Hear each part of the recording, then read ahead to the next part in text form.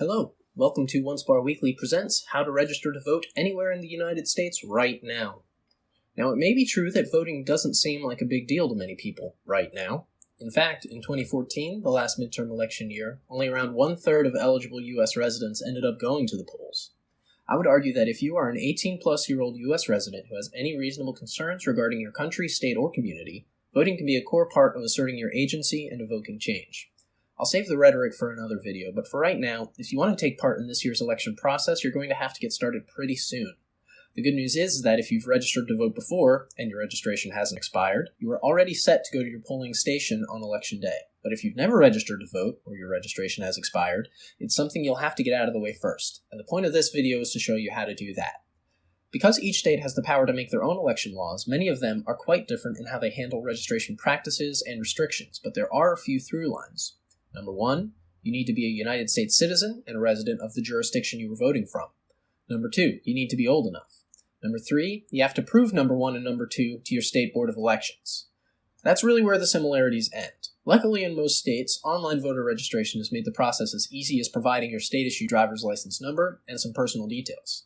If you live in any of the following states or territories, you can apply online right now by following the link on screen. Alabama, Alaska, Arizona, California, Colorado, Connecticut, Florida, Georgia, Guam, Hawaii, Idaho, Illinois, Indiana, Kansas, Kentucky, Louisiana, Maryland, Massachusetts, Minnesota, Nebraska, Nevada, New Mexico, New York, Northern Mariana Islands, Ohio, Oregon, Pennsylvania, Rhode Island, South Carolina, South Dakota, Tennessee, Utah, Vermont, Virginia, Washington State, Washington, D.C., West Virginia, or Wisconsin. You can also find instructions for sending a registration document by mail if you follow any of the links shown. However, mailing a form might be your best option if you live in an area where online registration is not in use, including American Samoa, Arkansas, Delaware, Maine, Michigan, Mississippi, Missouri, Montana, New Jersey, North Carolina, Oklahoma, or Texas.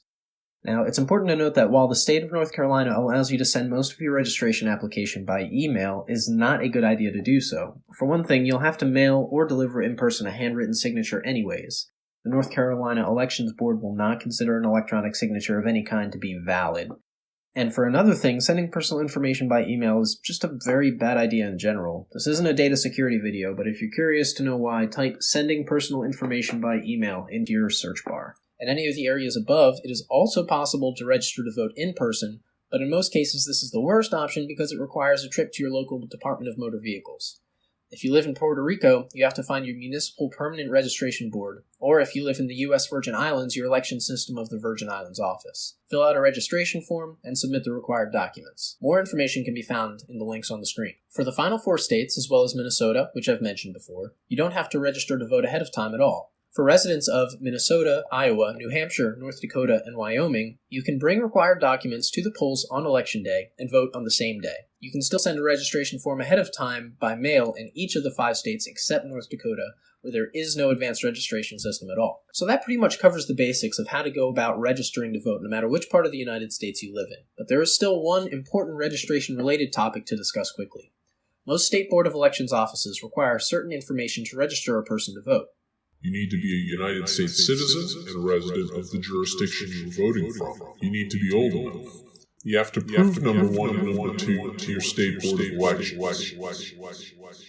This may seem like a simple request for most, however, for a significant portion of the population, there is a chance that accessing these services and providing this information will not be easy. Namely, if you live on a Native American reservation in the United States, or any place where you may not have an address, or your address doesn't match the standard national outline, you may face serious challenges providing an accurate and verifiable account of your residency, but you still have the right to vote.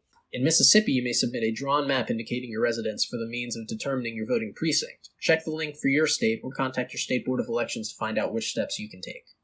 If internet and postal services don't reach the area you live in, you may be required to travel a significant distance to your nearest Board of Elections or Department of Motor Vehicles to ask questions and obtain registration documents. If you do not have a permanent address because you are homeless or transient or for any other reason, you still have the right to vote. In New York, you are allowed to provide an address of a shelter or family member for the means of registering. Check your state registration guidelines for information or contact your state Board of Elections. So that's it. Register to vote in this year's midterms. It's probably really easy for you to do. You'll be able to participate in the democratic process, which we all love. If you know someone who isn't sure about participating in the voting process, share this video with them. And if you know someone who hates the voting process, maybe wait until my next voting video where I'll make an argument for why voting is an important right that should be exercised by anyone who has the opportunity. Thanks for watching. We'll see you next time.